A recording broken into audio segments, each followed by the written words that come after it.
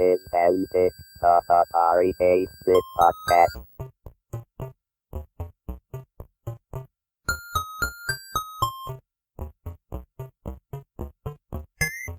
And she said, Matt, hey, you guys should do a game with skateboarding in it. And it was like a light, an epiphany. I said, oh yeah, skateboarding, of course. This is Antic, the Atari 8-bit podcast. I'm Kevin Savitz. Matthew Householder worked at Atari from 1983 through 1985. There, he ported Moon Patrol to the ColecoVision for AtariSoft. Later, he worked on the Atari 520 ST, where he wrote the line draw polygon graphics primitives for the ST port of the GEM operating system. Next, he worked at EPYX from 1985 through 1988, where he produced, created, and designed many games, including Winter Games, World Games, Championship Wrestling, California Games, and Sub Battle Simulator. This interview took place on April 25, 2017. I've always been interested in electronic gadgets. Been an electronics hobbyist since I was about 10 or 12 years old, somewhere in that range. When I started taking apart television sets, desoldering all the parts, like scavenging the capacitors and the resistors out of there and taking out the vacuum tubes and shooting them with my .22 rifle, things like that. But, I grew up in rural Ohio, near Findlay, Ohio. Anyway, but I was an electronic hobbyist and one of those kind of science nerds, I suppose. But also interested in the arts, science fiction fan, and fan of popular music. When I listened to CKLW from Windsor, Ontario, which is south of Detroit, there, across the river. When I grew up as a kid, hearing lots of top 40 hits, a lot of Motown. Anyway, I liked popular entertainment. And I liked games when I was a kid, puzzles and games. But, computers weren't on the horizon. Not when I was a kid.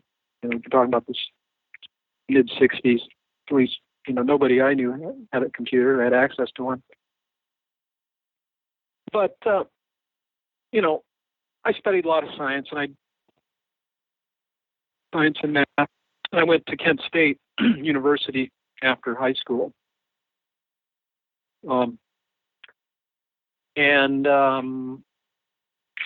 Spent a few years there. I didn't graduate from there, but I became interested in computers at Kent. I was majoring in a lot of different things. I started out in chemistry and then I took a physics class in the fall of 1975.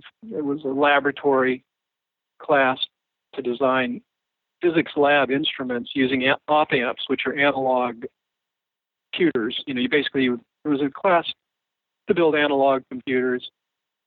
But over the summer, the TA for that class had built several of those new MIT Altair 8800 microcomputer kits. So the digital computers were added to the class as well. So that was my first real hands-on exposure to a computer, was the Altair 8800. And we had,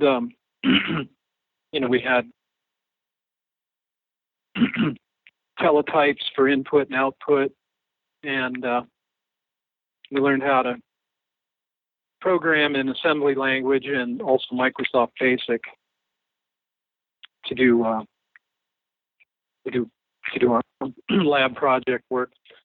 It would have been Altair Basic, which was Microsoft Basic at the time. It was all loaded from paper tape. You'd toggle in a rim loader by hand. Like 20-byte loader. You'd set all the switches and toggle it in, and you'd run the rim loader, which would load the paper tape loader, that would load Basic, and then you would write a Basic program, the teletype, and save it on paper tape.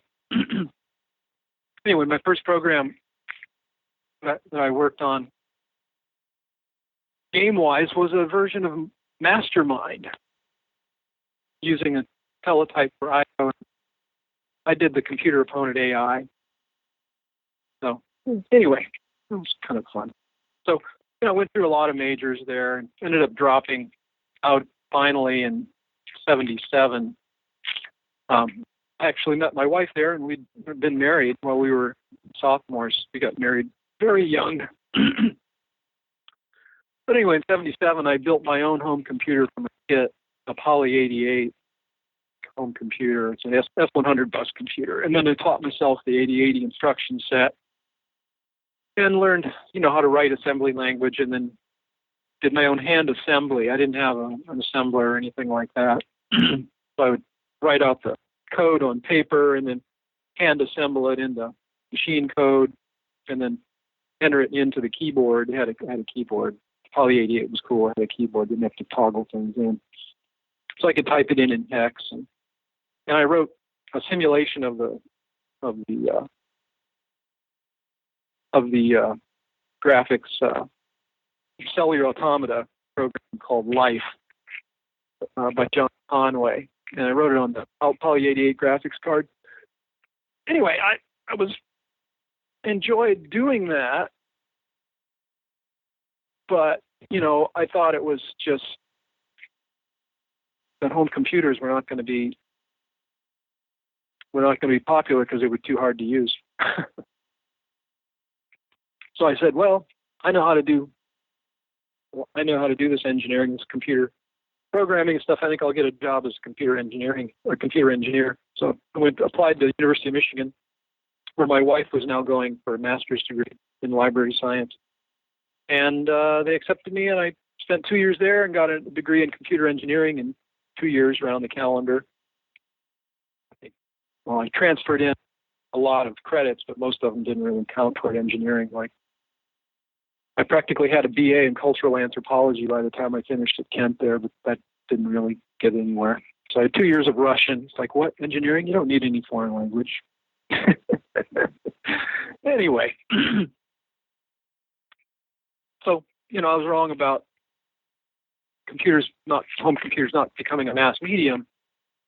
And, then I took a job with Bell Labs out of Michigan, out of the University of Michigan, and in January of 1980 in Naperville, Illinois, near Chicago. I had become a fan of coin-op video games, to some degree, but I thought I could maybe get a job in Chicago doing coin-op video game programming if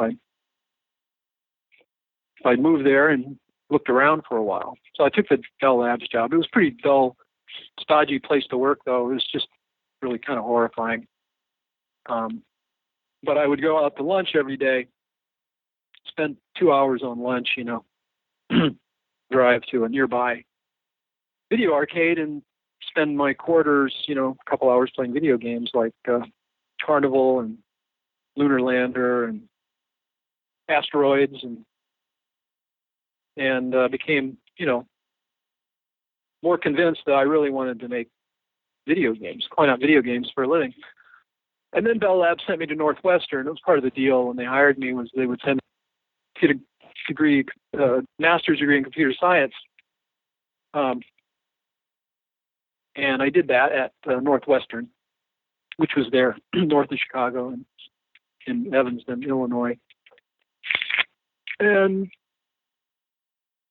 so that was kind of maybe an unnecessary detour to my video game career, but in the summer of '81, when I was wrapping up my degree classwork, I met the VP of engineering for a small computer game, coin-op video game company called GDI, Gaming Devices Incorporated. He offered me a job as a systems programmer on a 68,000 base video poker machine they were designing. So I took it and learned 68,000 code.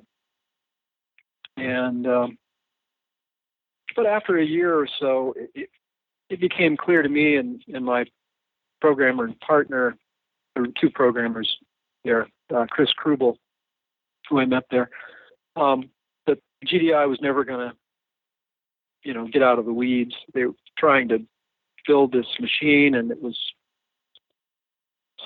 kind of off-the-wall hardware, maybe, I suppose, but, 68,000, very expensive at the time.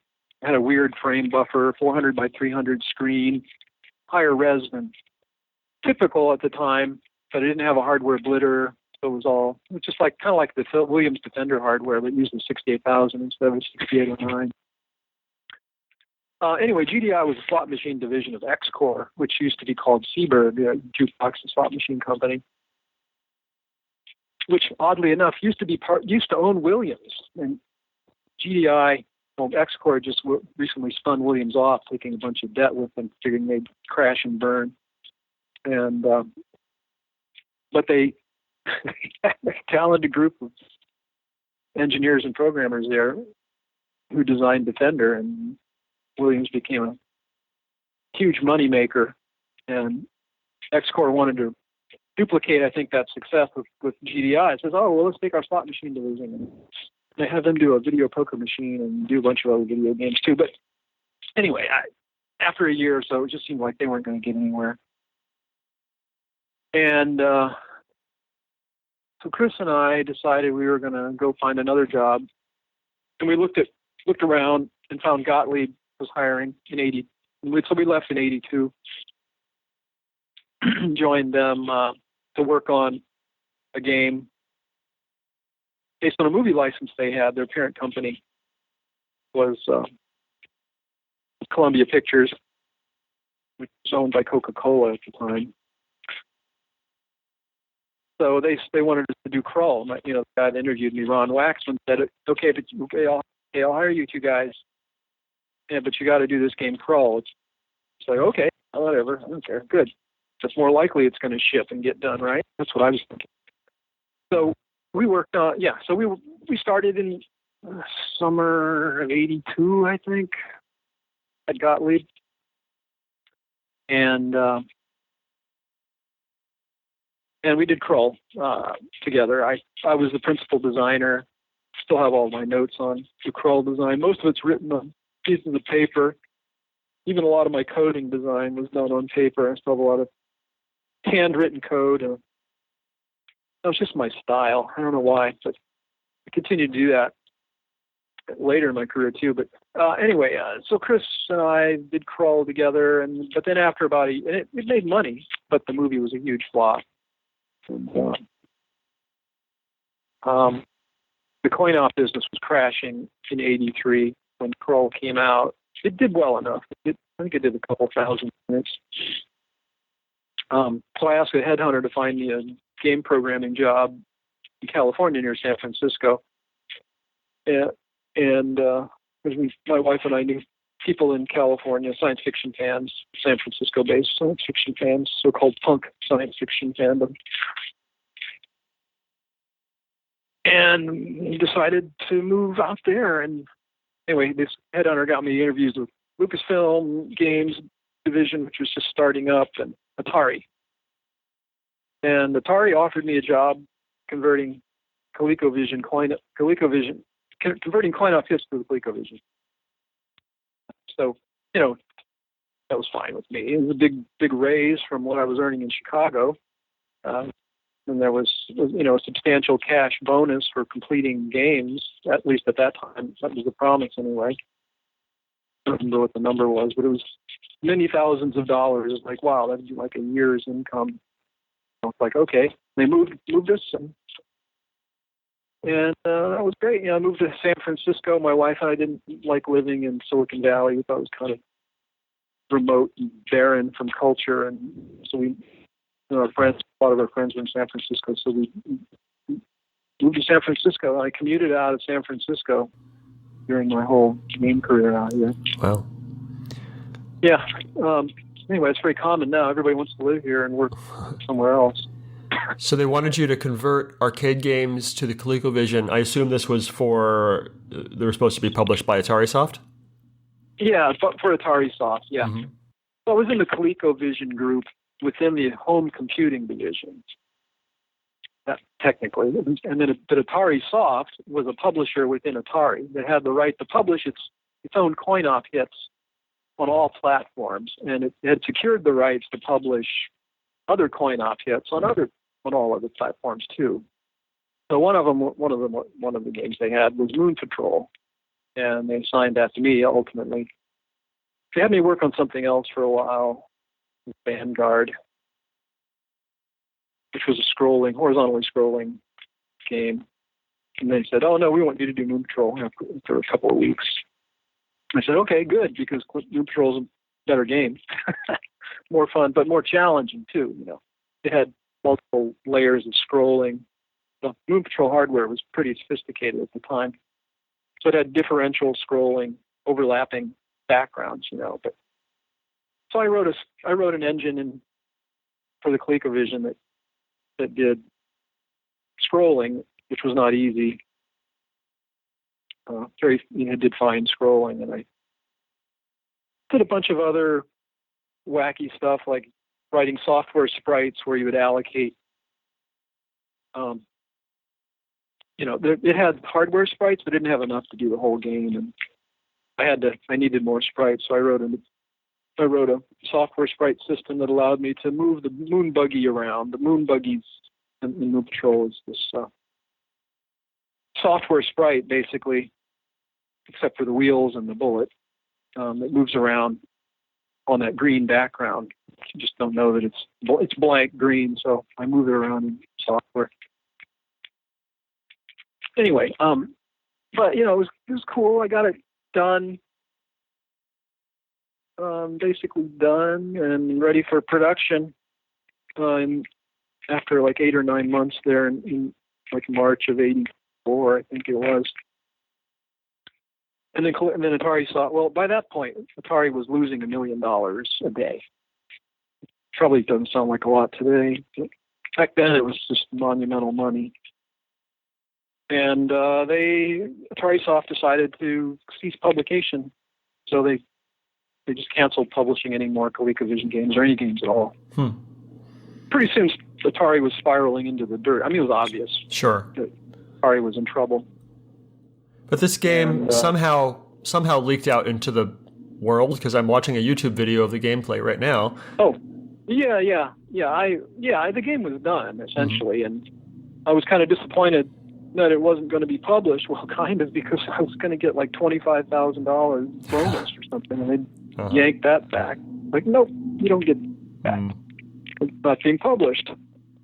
Like, okay, well, that was disappointing. And so I learned a lesson there. I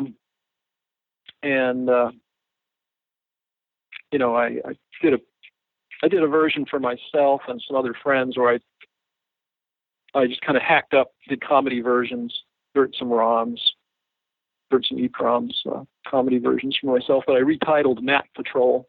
I took the O and I changed it to a T, and I took the 2 O's and I made them into 2 T's, and I took the N and changed it into an A, and I moved things around, and there you go, Map Patrol. And I did some other little text changes that were kind of silly, like, all rights reversed, and copyright billions, and other silly things on the title screen. And I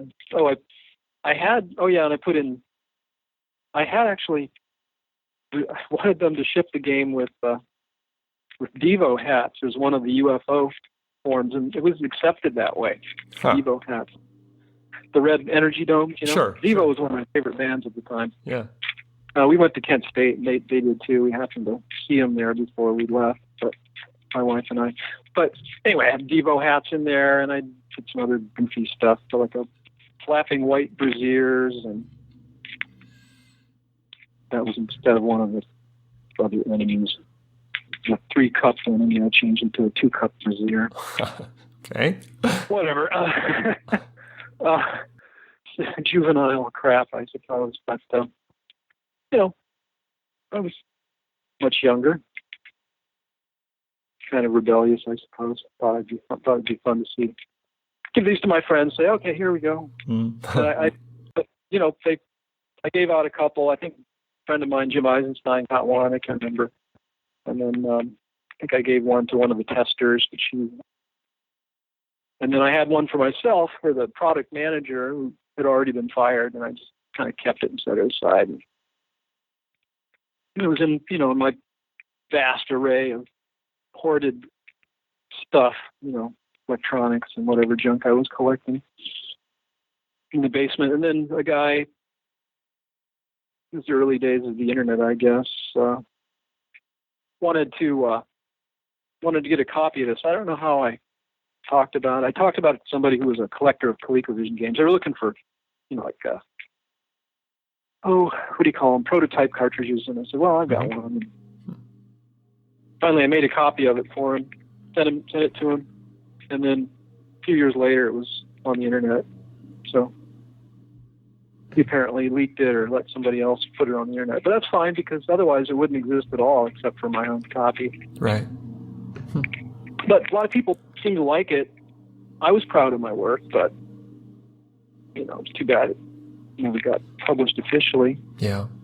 So that was sounds like the one real project that you worked on before AtariSoft was shut down. Then what happened? I did that yeah. Well, then what happened is, they moved us, the Coleco group. We were in our own little building nearby the main Atari campus. Well, Atari was sprawling, hundreds of buildings, I think.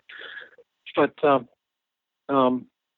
Jim Eisenstein, Dave Cart, Mike Hendricks, Larry Clegg, and Ray Carpenter, now Linda Carpenter, I believe EOS Exchange. I haven't seen her in a long time. But anyway, all of us were moved over to Milpitas, which was a much longer drive from San Francisco for me. And I was working in Sunnyvale, down by the Naval Air Station. It wasn't too bad. It was like a 45-minute drive. And then Milpitas was like an hour and 15 minutes each way. It's like, oh, God, I don't want to do this. I was about ready to quit. But after doing this for like six weeks or a couple months or something, but they put me on a project on the Lorraine chipset project, because I knew the 68,000 and I had a computer engineering degree. I actually had a master's degree, whatever. I knew, I don't know, I guess they thought I was the right person to assign this to this project, which was to review the Lorraine chipset design, which was from the Amiga people, and present a technical seminar to the Atari engineering staff about the capabilities of it. And then, so I had a 2-hour seminar talking about it, from what documentation I had and what I could figure out on my own from how it would work and what the performance was and types of things it could do. And people were pretty well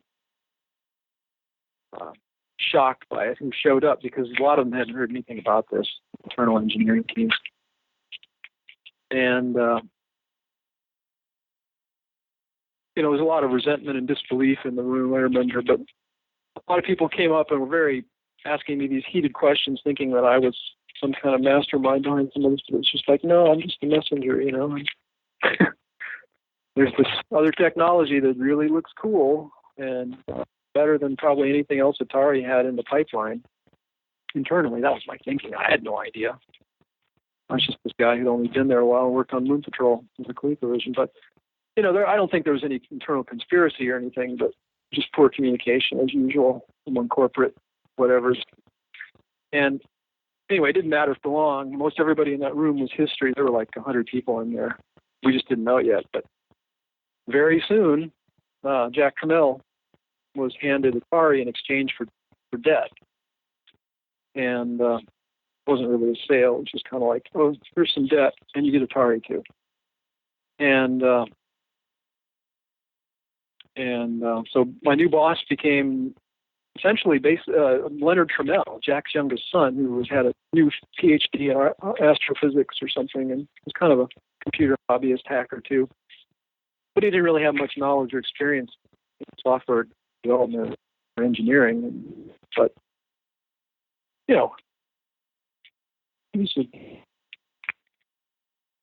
and the Trammell family were interesting. From a legal standpoint, everybody had been terminated or fired upon the sale Atari, but the Trammell team wanted to keep some of the better skilled, cheaper, in my opinion, software designers to work on their next generation of home computers, cheap, powerful home computers that they wanted to compete against Amiga. So, yeah, since Jack had been booted out of Commodore by the board of directors the year before, he certainly wanted to get some revenge, I would imagine, by motivating him. Mm-hmm. And anyway, my theory about how people were hired, I think it went from like 3,000 people to 300 people, something like that. I don't even know how many. Yeah, it was a huge cut. At the time. It was a huge cut. So what they put you to work doing? They put me on working on the Atari 520 ST, working on the operating system for that. So they were designing this hardware, and it was basically a 68,000 system with a lot of RAM. And they set up a deal. They needed an operating system for it. Set up a deal with Digital Research. They were down in Monterey at the time. Originally known as Intergalactic Digital Research, but since it changed their names to the more pedestrian Digital Research. Anyway, they set up a deal where Atari would license GEM, Graphics Environment Manager, that Digital Research was developing as a kind of windowed operating system. This was before Windows. But after the Xerox Alto, of course, and after the Macintosh had come out already. So they wanted a Mac-like operating system, and they sent a bunch of us programmers to Monterey to work on it in collaboration with the team, the GEM team down there. So, it was kind of cool. After the takeover, I moved into a huge vice president's office that I shared with Jim Eisenstein in the former Atari Research Building. It wasn't a corner office, but it was pretty luxurious, and we each had giant desks in this giant office, and it was great. But then on the weekends, so I've commuted from San Francisco, and I would stay in a rental house that Atari had. They rented a bunch of beach houses in Carmel area. I forget. There's another town down there. There's a bunch of little towns, but like Carmel beach house. And they rented houses for us engineers to stay in, like 4 or 5 of us to a house, 1 bedroom each, whatever. And then during the day, we'd go over and work at a former TV studio that had no heat. That's kind of funny. I had an office under the stairs where my Lisa computer was. We had Mac Lisas to do development on, because it was the closest similar technology at the time to what the Atari, the 520 ST was going to be. So I had my Lisa in this little closet under the stairs, and I would leave it on all night long with its profile running, the hard drive on top of it. Leave the door shut and come in, be nice, toasty, warm in the morning, and other people would be sitting out in this big open space with like glass and no heat and 30-foot ceilings, and they'd be wearing gloves with the fingertips cut out so fingers wouldn't be numb. So I could program. It's kind of weird. So you said that you were the one who put the face of Bob Dobbs in the ST character set. What? How did that get through? Oh, I just put it in there. See, these were non-printing characters, so you had to throw an escape code in there to print them out or something. I can't remember the details. But I just divided them up as, did a 16 by 16 version of Bob Dobbs' head. Divided up into 4 characters, 4 8x8s. Chose some non-printing characters in the ASCII character set, put them in there. And they just look like weird little things, just put them up like that. And then I wrote some little program, I think, to kind of assemble them and display them and showed it to somebody, or somehow that got released. I don't remember the details again. And like, oh, look, there's Bob Dobbs. Anyway, my wife was a zine person, a zine artist in the late 70s, early 80s, and she contributed to the Church of the Subgenius material. Her name's Candy Strecker. So, I was familiar with, and I knew a bunch of the Subgenius people, some of whom were out here in California too. Still hang out with some of them. And put Bob Dobbs in there. It's kind of fun. But, it's kind of an Easter egg, I suppose.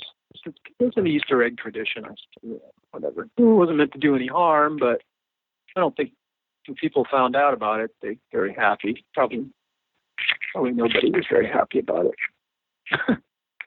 But no repercussions. Not really. Yeah, anyway, I was there at Atari, and then left after it was obvious they weren't going to do any more games. So I wrote the part of the Atari operating system that draws lines and polygons. So I ported that all from 8086 code, which I knew very well, to 68000 code, which I knew very well. And, ran really nice and fast and bug-free, and it was all good. So I was done with that, but they weren't going to do any games. So I looked around for more games, more places I could do games, and EPYX was available. I mean, I knew about it from some other people who worked at Atari. Jim Eisenstein's girlfriend worked at EPYX. I think that's my real connection. So I heard about EPYX and interviewed for a job there, and there were a number of other people from Atari had already gone to EPYX.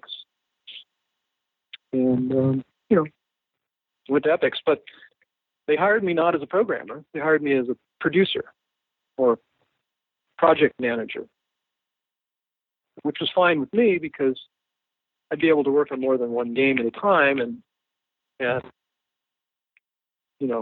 way I'd be able to have more games come out with my involvement. I wouldn't have to go through the situation of doing everything on a game like Moon Patrol again, where I did the art and most of the sounds, not the music, and all the coding and everything, of course. So I wouldn't have to go through another Moon Patrol thing where I'd finish a game and then it would get canned, not shipped. So I just wanted to make sure that, I worked on a lot of games and it'd just be more likely that I'd ship games. So that was why. That's what I did at EPYX. So they had me work on a number of their titles that were kind of needing to get out the door ASAP. Like, I'm trying to remember. The first two they had me work on were G.I. Joe and Barbie for the Commodore 64 and the Apple II. And got them out, and then pretty soon it was like, okay, well, yeah, we got this other game, Winter Games, that needs to go. Sequel to the Summer Games 1 and Summer Games 2. So I was assigned to that project after, I guess, I'd proven that I wasn't just going to evaporate and fail at being a project manager. They said, oh, I guess you can manage projects. Okay, let's put them on the one we really need, the one that's going to make a lot of money. It needs to be done and out this fall. So they put me on it, and I worked with the design team, Action Graphics. They were back in Chicago. I worked with them on it. One of them happened to be David Thiel.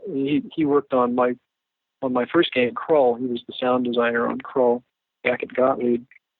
And coincidentally enough, it's a small world. It was smaller then. Keep running across one another. Anyway, but Richard Ditton was the principal programmer and designer on Winter Games. I worked with him to finalize a number of things, and the game was a huge hit, even bigger hit than Summer 1 and Summer 2. And then EPYX said, well, we won another one. So, but the Olympics, are over. That's all the Olympics. Well, we did summer and winter, and we did summer twice, and well, I guess we could do winter twice, but well, now yeah. But so they wanted to come up with another idea, and we had a brainstorming meeting where a number of us there at EPYX put together the idea of World Games, which was kind of based on the idea of ABC's Wide World of Sports. Even the name World is in there, I suppose. Anyway, that was what I was thinking. That's what I had in mind. And as a model, games from around the world. But maybe they don't quite make the Olympic cut, or they're peculiar or something in some way. So things like cliff diving in Acapulco, or log rolling, or bull riding, or those are the kind of things we came up with to put in there. And I designed a number of these games and was the project manager. It was produced as a kind of split project where the programming and a lot of the game design day-to-day on the on the line programming was done. Game design and programming was done in suburb of Detroit by this company called K-Byte. They'd done a number of games, and the art was done at EPYX's studios by the art staff there. Mike Kosaka was one of the artists. I think Susie Green, and he had been there at that point. I can't remember everybody at this point. The comings and goings were a little so many years ago, but Mike was definitely there. He had been at Atari as well before. And so, I managed this project, and it was another reasonable hit.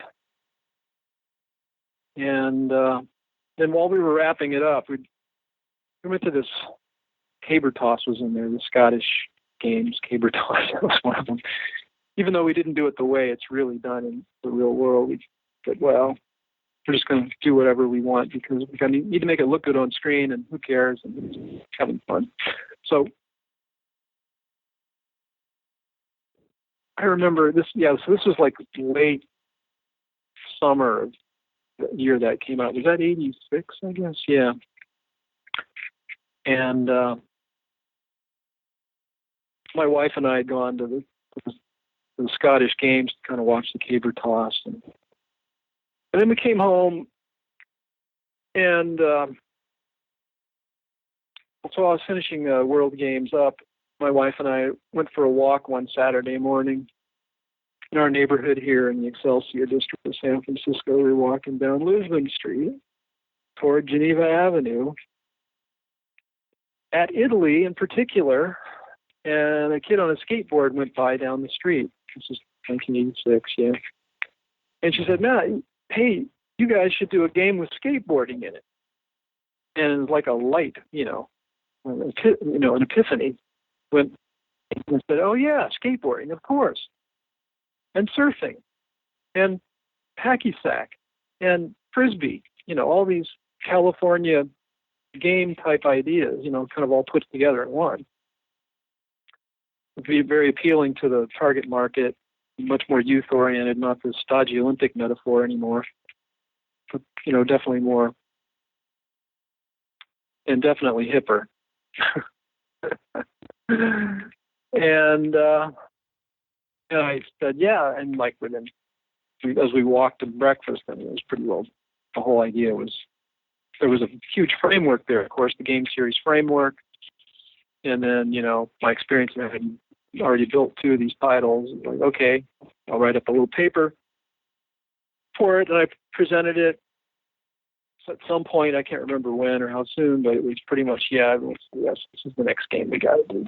And, my original title for it was Rad Sports. I think I called it Rad Sports. Very 80s sounding name. And then the marketing decided, well, we're going to call it something in the game series because, it's going to be, blank games. So, like, what are these? Well, they're California games. So that's how that all came together. And then, it was all done internally by EPYX programming staff, who were all field designers too. Chuck Somerville, John Luke, Kevin Furry, Kevin Norman, Ken Nicholson. Yeah. And basically I was able to sketch out, okay, well, here's what they're going to be, and here's the basic idea, and you guys make it good. And they did. So, and then I also insisted we license some music for it. I wanted to get a couple of different songs. I wanted to get Wipeout for the surfing event, and then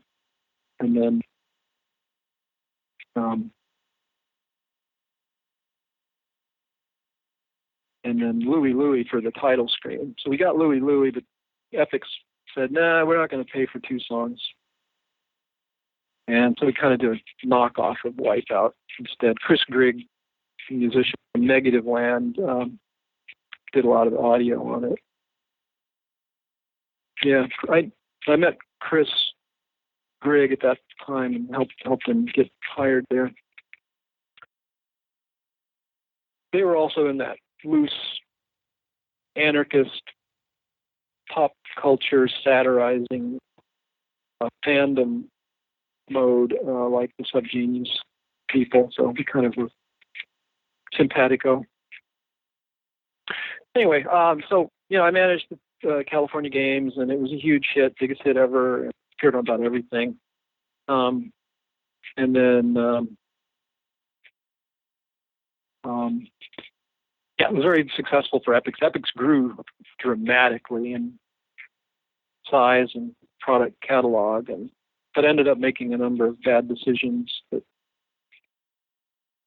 led to bankruptcy ultimately for them. And before that happened, I saw a lot of these bad decisions coming and left. So I was kind of discouraged. Yeah, after making a hit for them and working on a lot of hits, they just didn't really seem to appreciate me, so I quit. And then they went bankrupt.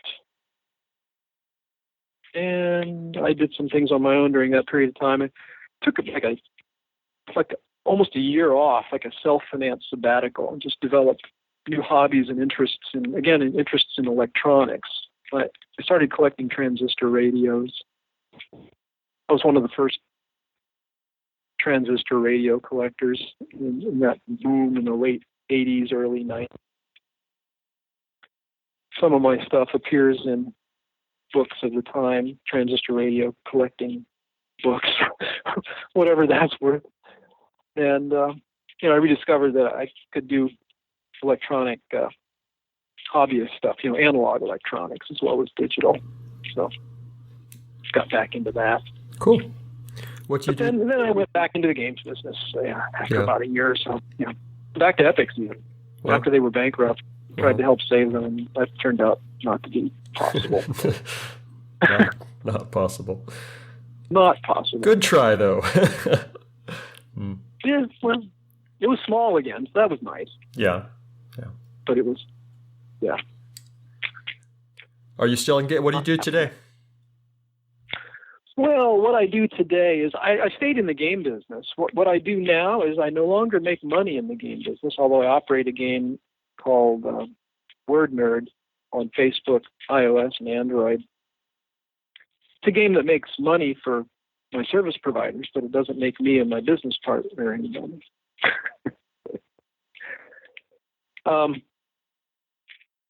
And it's a word game, much like Word Brain, but some graphics. But what I do for a living now is I repair stereos and turntables and speakers, analog audio electronics typically. So I do that here. In fact, I'm sitting in my office looking at an amp I've been working on this morning. After EPYX, I worked at a number of other important companies like Activision and Blizzard and 3DO. I guess they were important because kind of any port in a storm for me. I didn't really enjoy working there. Blizzard was fun. I worked on Diablo and Diablo 2. Not much on Diablo, but I created the exclamation point that's used in World of Warcraft for Diablo 2. Nice. Yeah, I get a tenth of a penny every time anyone clicks on that. I'm richer than Bill Gates. No, not you. Vice President of Punctuation. Yeah. Well, I invented it like most inventors. I stole it from somebody. It was actually in that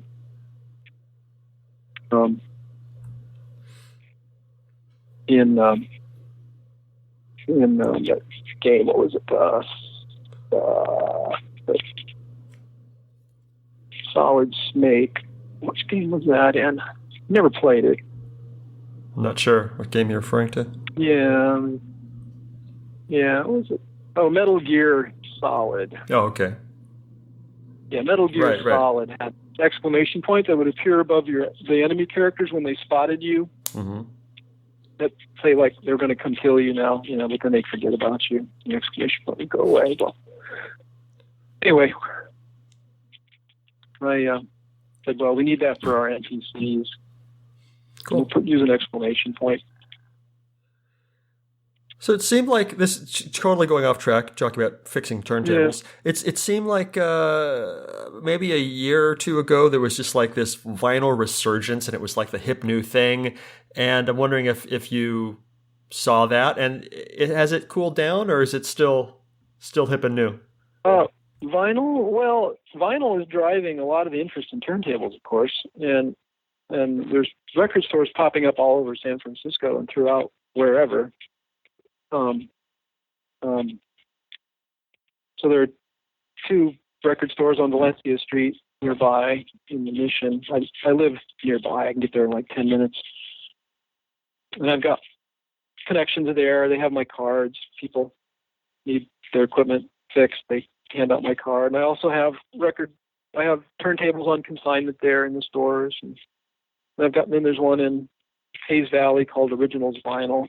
It's another one that I work with. And, I've got my name. I advertise on Craigslist.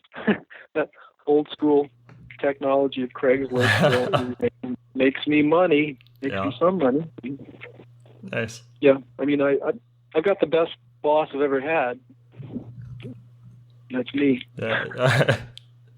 Always knows what I want. Mm-hmm. And nice. Just wish that guy would give me a day off. So what haven't we talked about the Atari days that we should have? Yeah, my favorite people at Atari were Jim Eisenstein and Dave Stogis. I'll say that. They were a pair of incredibly talented programmers who had artistic sensibilities like me, I guess. And I really got along well with them. Dave Stogis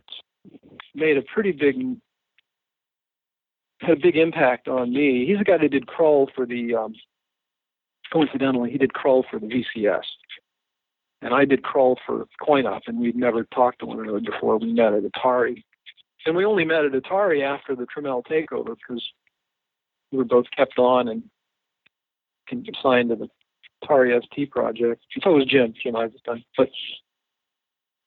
But Dave was great because when we were down there in Monterey working,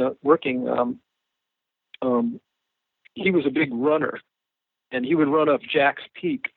That was this little state park or county park or whatever, right next to the facility we were working at. And then he started challenging me. He says, "Hey Matt, you're kind of flabby, but I was definitely, you know, sitting and eating more than doing things. Sitting at my desk, and so he challenged me to like go out and exercise with him. And it's like, you know, I had been a high school athlete. I've been a really good baseball player when I was a kid, really little kid.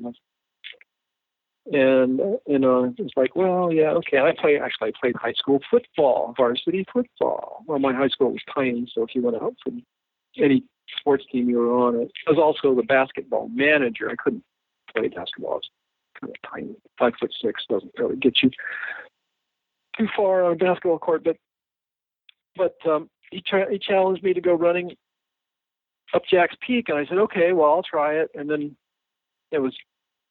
I definitely was amazed at how fast he could go. And, you know, I remember when I was a kid, I could run fast, but, you know, here I was 30 years old, and I weighed like 175 or 100 whatever pounds, 175, 180 maybe at my peak. So I kind of had a big belly. But I started running, and I said, you know, this is really great. It makes me feel a lot better. Energizes me, that's for sure. And I just so I've been a runner ever since then. You know, I can still run. I'm 62. I'll be 62 on Sunday. Happy I birthday. can still run 3 miles. Yeah, in under 3 minutes. I can run 3 miles in under 3 minutes on Wow. hills. Yeah, so I've got a youthful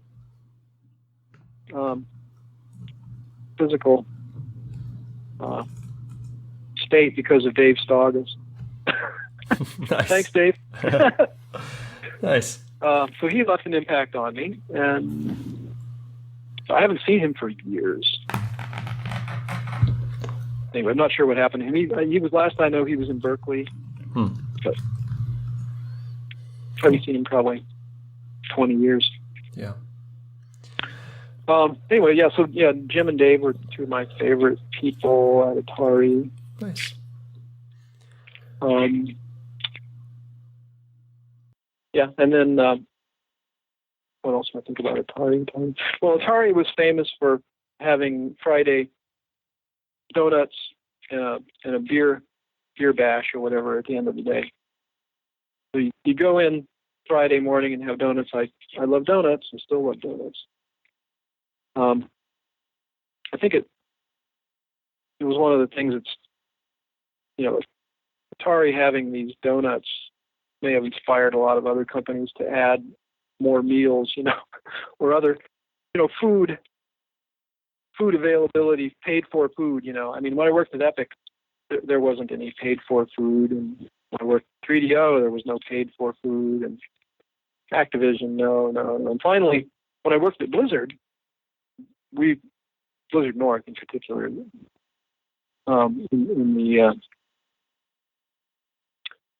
the mid and late 90s. Finally, there was, you know, we were crunching a lot, so we needed to have dinner brought in so we could work. And then pretty soon it was like, well, we're going to bring in lunch. And it was like, well, we're going to bring in breakfast. Yeah. Yep. That's how it starts. And that's where we're at now with places like Google. Sure. Well, all the .coms now have to offer incredible benefits like that, as well as buses to take you to work, so you don't have to drive, and Yeah. All right. You don't get the luxury of an office. You have to sit in a huge open pit. Yeah. A bunch of other people. Right. And try to get work done. Give you enough food and showers on site so you never need to leave. Yeah, you don't need to leave. You just sit here, and we come up, and then if they come up with an idea they want you to work on, then you're right there available for them. They'll say, hey, work on this. Right. I guess that's the idea. I think this will be my last question. If you could send a message Okay. to the Atari 8-bit computer users that still exist, and you can right now, Yep. What would you tell them? Well, keep the flame alive. I mean, somebody's got to do it.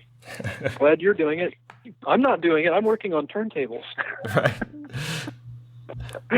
I can't work on everything. You're working on another obsolete technology. It's okay. Yeah. Nice.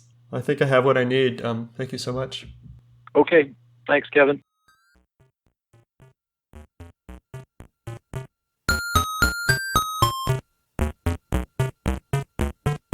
If you enjoy these interviews and would like to contribute, there are two ways you can help.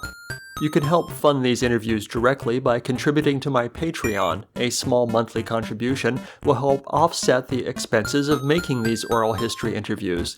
Contribute at patreon.com/Savitz. Or make a tax-deductible contribution to the Internet Archive, a nonprofit digital library that has done incredible things to preserve computer history. Make your tax-deductible contribution at archive.org/donate. Thanks.